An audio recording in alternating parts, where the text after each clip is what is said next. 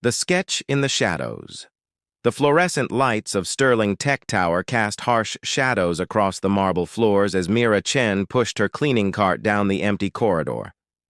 It was nearly midnight, and the 32nd floor hummed with the quiet energy of sleeping computers and abandoned coffee cups.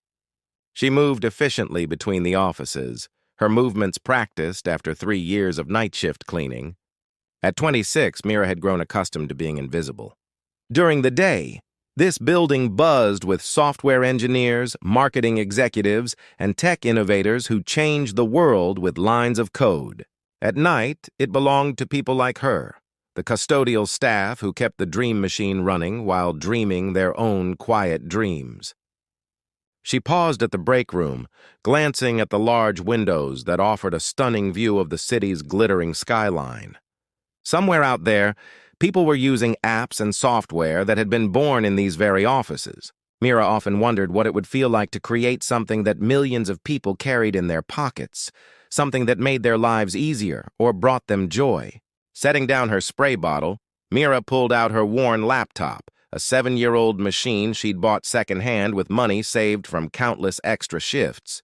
The screen flickered to life, revealing lines of code that had consumed her thoughts for months. While other people binged Netflix or scrolled through social media, Mira taught herself programming through free online courses and coding forums. Her fingers flew across the keyboard as she refined her latest project, an app called Community Bridge. It was designed to connect local communities with resources they needed, allowing neighbors to share skills, tools, and support. A retired teacher could offer tutoring, a handyman could help with repairs, and busy parents could organize carpools, all through an intuitive platform that felt more like a friendly neighborhood than a cold digital interface. The app wasn't just code to Mira, it was hope translated into algorithms. Growing up in a low-income neighborhood, she'd seen how communities thrived when people looked out for each other. But modern life had created barriers. People didn't know their neighbors, couldn't find help when they needed it, or didn't know how to offer their own skills to others. Her phone buzzed with a text from her roommate. "You're working too late again. Come home and get some sleep." Mira smiled, knowing Jade worried about her burning out. But these quiet hours were precious, the only time she could focus entirely on building something meaningful. As she coded, Mira imagined the day when she might walk through these same halls as an employee, rather than someone who cleaned up after employees. She pictured herself in meetings, presenting ideas, collaborating with teams to solve problems that mattered. It seemed impossible sometimes, especially when she caught glimpses of the computer science degrees hanging on office walls, or overheard conversations about complex projects she could barely follow. But impossibility had never stopped her before. She'd worked her way through community college while supporting her younger brother. She'd learned English well enough to help her parents navigate bureaucracy and medical appointments. She'd taught herself skills that others paid thousands to learn in university programs. The cleaning cart's squeaky wheel reminded her that she still had 4 more floors to finish before dawn. Mira saved her work, closed the laptop, and returned to the familiar rhythm of emptying trash cans and wiping down desks. Each surface she cleaned belonged to someone living their dream in the daylight hours. Soon, she promised herself, she'd be ready to step out of the shadows and into the light. When words cut deep, the elevator hummed softly as it carried Mira to the executive floor, the 38th level where Sterling Tech's most important decisions were made. She rarely cleaned up here, but tonight the regular custodian had called in sick, and Mira needed the overtime pay. Her laptop bag felt heavier than usual, weighted down by the presentation slides she'd been perfecting for weeks. As she stepped into the mahogany-paneled hallway, voices drifted from the corner conference room. The lights were still on, unusual for this time of night. Mira hesitated, checking her watch. 12:47 a.m. She could come back later, but her shift ended at 6 a.m., and she still had 12 floors to cover. She knocked gently and pushed open the glass door. "Excuse me, I just need to empty the trash and—" "What are you doing here?" The voice was sharp, authoritative. Mira looked up to see a tall man in an expensive navy suit, his dark hair slightly disheveled from what appeared to be a long meeting. She recognized him immediately. Adrian Cross, Sterling Tech's 34-year-old CEO, whose face graced the covers of business magazines and tech blogs. "I'm sorry, sir. I'm with the cleaning crew. I can come back later if you're still—" "No, it's fine." Adrian waved dismissively, turning back to the three other executives seated around the conference table. Charts and graphs were scattered across the polished surface, and Mira could see the tension in their faces. "We're trying to figure out why our mobile division is hemorrhaging users. 3 years and $50 million, and we still can't crack the community engagement space." Mira moved quietly around the room, emptying wastebaskets and wiping down surfaces while trying not to listen. But she couldn't help noticing the screenshots on their laptops. Failed app interfaces that looked cold and corporate. Nothing like the warm, intuitive design she'd been crafting. As she reached for the trash bin near Adrian's chair, her laptop bag slipped from her shoulder, spilling its contents across the floor. Her notebook fell open, revealing sketches of user interface designs and handwritten code snippets. "What's all this?" Adrian picked up one of her wireframe drawings, his eyebrows raised in amusement. The other executives, 2 men in their 40s and a woman with silver hair, leaned in to look. Mira's cheeks burned as she quickly gathered her papers. "It's nothing, just personal projects. Personal projects." Adrian's tone was mocking now, and his associates chuckled. "What kind of personal projects does a janitor have? Let me guess, you're designing the next Facebook?" The woman executive, whose nameplate read Victoria Sterling, snorted. "Everyone thinks they can be a tech entrepreneur these days. Probably watched one too many Silicon Valley movies." Mira's hands trembled as she stuffed her work back into the bag, but Adrian held on to one of her sketches. "Community Bridge," he read aloud. "An app to connect neighbors and share resources. How quaint." He showed it to the others, who smiled condescendingly. "Sir, could I please have that back?" Mira stood up, her voice barely steady. "I'm curious," Adrian continued, ignoring her request. "What makes you think someone who empties trash cans could understand the complexities of software development? Do you have any idea how much we've invested in solving this exact problem?" The room fell silent except for the hum of the air conditioning. Mira felt the familiar weight of being dismissed, of having her dreams treated like childish fantasies. She'd faced this before. Professors who suggested she wasn't computer science material, classmates who assumed she was only in tech classes because of diversity programs, employers who saw her accent and presumed incompetence. But something was different tonight. Maybe it was the months of sleepless nights spent coding, or the countless rejections that had only made her more determined. Maybe it was seeing her own solution to their $50 million problem dismissed without consideration. Mira straightened her shoulders and looked directly at Adrian. Her voice, when it came, was calm and clear. "Dreams don't ask for permission based on your job title, Mr. Cross. They don't care if you clean floors or sit in corner offices. They only ask one thing. Are you brave enough to pursue them even when everyone tells you they're impossible?" The silence that followed was deafening. Victoria Sterling's smirk faded. The other executives shifted uncomfortably in their chairs. "Your app failed," Mira continued, her confidence growing, "because you built it for users you don't understand. You created what you thought communities needed, not what they actually want. Sometimes the best solutions come from people who've lived the problems you're trying to solve."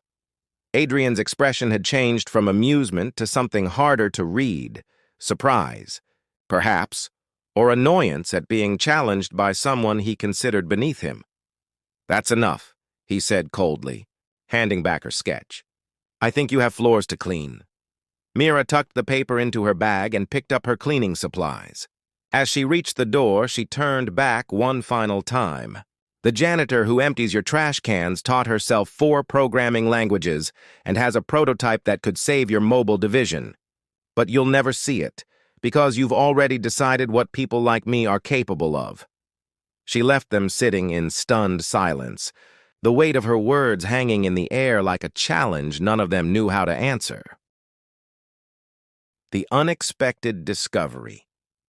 3 days had passed since the encounter in the conference room, but Adrian Cross couldn't shake Mira's words from his mind. They followed him through board meetings, buzzed in his thoughts during his morning runs, and kept him staring at the ceiling long after he should have been asleep. You built it for users you don't understand. The accusation stung because it felt uncomfortably close to the truth. Sterling Tech's community engagement app, Connect Local, had been developed by a team of Ivy League graduates who lived in upscale neighborhoods and had never needed to ask a neighbor for help. They'd conducted focus groups and analyzed user data, but had they ever actually lived in the communities they were trying to serve? Adrian found himself taking routes through the office that led past the janitorial supply closet, hoping to catch another glimpse of the young woman who'd had the audacity to lecture him about his own business. But the night shift was a different world, and their paths didn't cross again. On Friday evening, as most of his employees headed home for the weekend, Adrian made an impulsive decision. He rode the elevator down to the 32nd floor and approached the facilities manager, a gruff man named Pete who'd worked at Sterling Tech for over a decade. "That woman who's been covering the executive floors this week," Adrian said casually. "What's her story?" Pete raised an eyebrow. "Mira? She's one of our best. Works double shifts sometimes, never complains, always volunteers for the tough assignments. Been here about 3 years. Why? Just curious? She seems different. Different how?" Pete's tone carried a protective edge that surprised Adrian. "Smart. Articulate." Pete snorted. "You think smart people can't clean offices? Mira's got more brains than half the executives in this building. She helps her co-workers with their citizenship papers, translates documents for families in her neighborhood, tutors kids in math and science. If life had dealt her a different hand, she'd probably be running her own company by now." The comment hit Adrian like a punch to the gut. That night, he found himself unable to focus on the quarterly reports spread across his home office desk. Instead, he kept thinking about Mira's notebook, the careful sketches, the handwritten code, the passion evident in every line. By Sunday, curiosity had evolved into obsession. Adrian drove to Sterling Tech, using his keycard to access the building in the pre-dawn hours. He told himself he was just going to catch up on work, but his feet carried him to the 32nd floor, where he found Mira's cleaning cart parked outside a conference room. She was inside, laptop open on the table, fingers flying across the keyboard. In the glow of the screen, her face was transformed. Gone was the cautious deference she'd shown in their previous encounter, replaced by intense focus and quiet joy. Adrian watched from the doorway, struck by the realization that this was what passion looked like. When was the last time he'd felt that absorbed in his work? When had he last created something purely because he believed in it, rather than because market research suggested it would be profitable? "Working late again?" he said softly. Mira jumped, her hand flying to her chest. "Mr. Cross!" "I didn't hear you come in. I can put this away." "No, don't." Adrian stepped into the room, his hands raised in a peaceful gesture. "I'm sorry I startled you. And I'm sorry about the other night. I was unnecessarily harsh." Mira's eyes narrowed with suspicion. "Did someone complain?" "Because I wasn't supposed to be using the conference room, I know, but I was careful not to disturb anything. No one complained." "I came here looking for you, actually." Adrian pulled out a chair across from her. "I couldn't stop thinking about what you said. About building for users we don't understand." For a long moment, Mira just stared at him. Then, slowly, she closed her laptop. "Why?" "Because our app is failing, and I think you might know why." Adrian leaned forward. "Would you show me what you've been working on? Not as your boss, not as someone who's going to steal your ideas. Just as someone who's curious about what passion looks like when it meets purpose." Mira hesitated, her fingers drumming against the laptop case. "You really want to see it?" "I do." She reopened the laptop and turned it toward him. "This is Community Bridge. It's designed around the idea that every neighborhood is like an extended family. You know your immediate neighbors well. You're acquainted with others, and you help each other out when needed." As Mira walked him through her prototype, Adrian felt his skepticism evaporating. The interface was intuitive and warm, with features that addressed real problems he'd never considered. There was a skill-sharing marketplace where a retired teacher could offer tutoring in exchange for help with grocery shopping. A resource library where neighbors could lend tools, books, or equipment. a community board for local events, safety alerts, and group activities. But what impressed Adrian most wasn't just the functionality, it was the heart behind it. Every feature had been designed with empathy, born from Mira's own experiences of community and mutual support. The secret, Mira explained, isn't in the technology. It's in understanding that people want to feel connected, valued, and useful. Your app treated users like consumers. Mine treats them like neighbors. When she finished, Adrian sat back in his chair, stunned. This wasn't just good, it was revolutionary. And it had been created by someone working night shifts to pay rent, coding on a laptop older than most of his employees' cars. Mira, he said quietly, I owe you an apology, and I think Sterling Tech owes you an opportunity.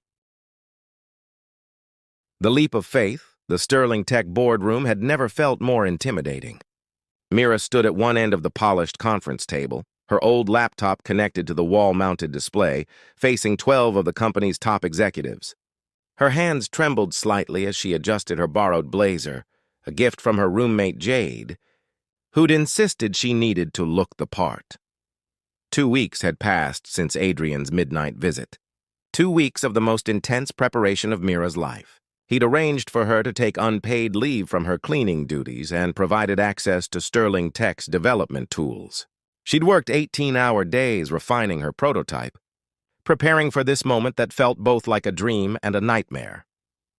Ladies and gentlemen, Adrian announced, I'd like you to meet Mira Chen, who's going to show us a different approach to community engagement platforms.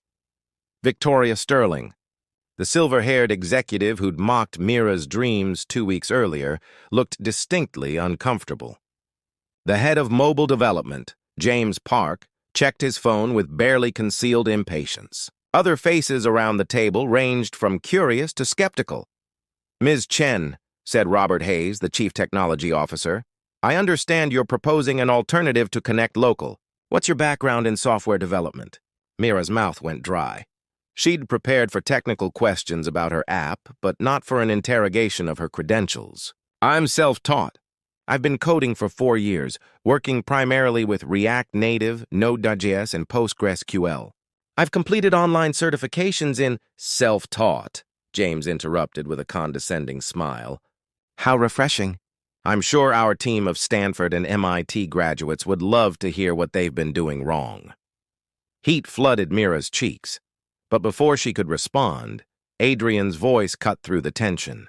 James, let's focus on the solution, not the credentials. Some of history's greatest innovations came from people who thought differently because they learned differently. Mira took a deep breath, remembering her brother's advice. When they doubt you, let your work speak so loud they can't ignore it. You're right that I don't have a computer science degree, she said, her voice growing stronger. But I do have something your team might not. I've lived in the communities you're trying to serve.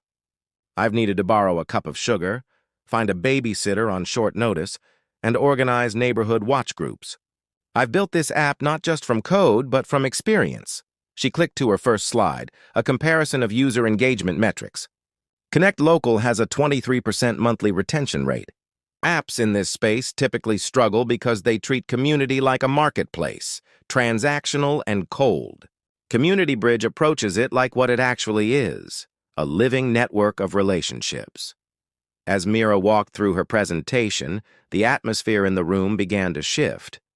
She showed user interface mock-ups that were intuitive and welcoming, explained algorithms that prioritized local connections over broad networks, and demonstrated features that solved real problems rather than creating artificial needs. The trust verification system is particularly innovative, she continued. Instead of relying on anonymous ratings, it uses a web of trust model. Mrs. Johnson vouches for her neighbor Tom, who vouches for his friend Sarah, creating accountability chains that mirror how real communities work. Dr. Sarah Kim, the head of user experience, leaned forward with genuine interest. How do you handle privacy concerns with such interconnected data? Mira smiled. Finally, a question about the work itself rather than her qualifications. Great question. The system uses localized data clusters with encrypted bridges. Users control what information moves beyond their immediate network tier. It's like having a private conversation that can become public if you choose to make it so. For the next 20 minutes, Mira fielded technical questions with confidence and depth that surprised even herself.